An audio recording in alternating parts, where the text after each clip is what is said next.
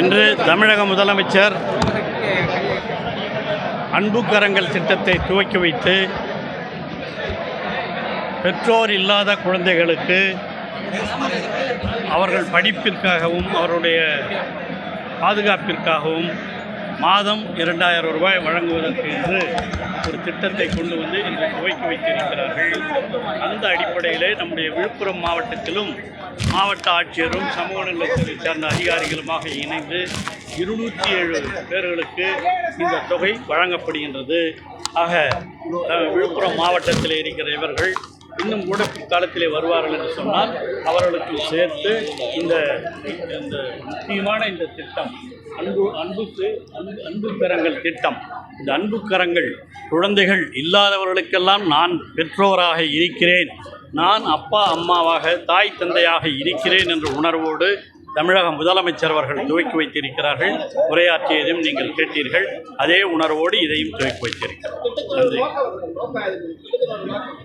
திட்டத்தினுடைய நோக்கம் எல்லா குழந்தைகளும் ஏழையின் சிரிப்பில் இறைவனை காண்கிறேன் என்று அண்ணா சொன்னார் அல்லவா. இந்த அண்ணா பிறந்த நாளில் அனைத்து குழந்தைகளும் நன்றாக படிக்க வைக்க வேண்டும், எல்லோருக்கும் எல்லாம் சென்றடைய வேண்டும் என்ற உணர்வோடு தான் இந்த திட்டத்தை தமிழக முதலமைச்சர் அவர்கள், இது ஏதோ கல்விக்காக மட்டுமல்ல, கல்வி எல்லோரையும் சென்றடைய வேண்டும், அதுதான் முக்கியம். அதுவும் குறிப்பாக இந்த பெற்றோர்கள் இல்லாத இந்த குழந்தைகளுக்கெல்லாம் இதை செய்ய வேண்டும் என்ற உணர்வோடு தான், அதுதான் அந்த திட்டத்தினுடைய நோக்கம் என்பதை நான் தெரிவித்தேன்.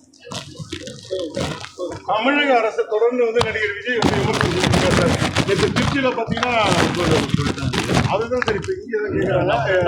எப்படி பார்க்குறீங்க? மூத்த முதலமைச்சர் எப்படி பார்க்குறீங்க சார்? இதுதான் நல்ல தெளிவாக தமிழக முதலமைச்சர் அவர்கள், துணை முதலமைச்சர் அவர்கள் தெளிவாக அங்கங்கே சொல்லியிருக்கிறார்கள். அவரை பொறுத்தவரையிலே அவர் ஏதோ ஒரு இடத்தை செய்ய வேண்டும் என்று தெரிவிக்கிறார். அதுவும் அவர் சனிக்கிழமை தோறும் உங்களுக்கு தெரியும், விக்கிரவாண்டி நம்ம மாவட்டத்தில் தான் நடந்தது. அந்த விக்கிரவாண்டியில் யார் யார் கலந்துக்கினாங்களோ அவங்க தான் எல்லாரும், அதே கும்பல் தான், அதே ஆட்கள் தான் மதுரைக்கு போனாங்க. அந்த மதுரையில் வந்துட்ட ஆட்கள் தான். ஏன்னா தமிழ்நாடு பூரா அவருக்கு இருக்கிற ஆட்களே அவ்வளோதான்.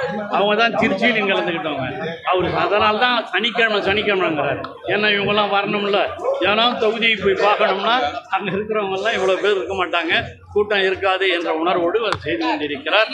எப்படி இருந்தாலும் அடுத்த முதல்வர் மட்டுமல்ல, தொடர்ந்து தமிழகத்தை ஆளக்கூடிய முதல்வர் தமிழக முதலமைச்சர் தளபதி தான் என்பதில் எந்த வேறுபட்ட கருத்தும் இல்லை. அதை அவங்களே சொன்ன மாதிரி புதுசோ பழசோ யார் வந்தாலும் அதை யாரும் ஆட்டி பார்க்க முடியும். செய்திகளை உடனுக்குடன் தெரிந்து கொள்ள கீழ்கண்ட கேபிள் மற்றும் டிடிஹெச் நெட்வொர்க்குகளில் எம்நாடு செய்தி தொலைக்காட்சியை காணுங்கள். பாதகம் செய்பவரை கண்டால் நாம் பயம் கொள்ளலாகாது பாப்பா. மோதி மிதித்துவிடு பாப்பா, அவர் முகத்தில் உமிழ்ந்துவிடு பாப்பா. அண்மை செய்திகளை உடனுக்குடன் தெரிந்து கொள்ள இணைந்திருங்கள் எம்நாடு தொலைக்காட்சியுடன்.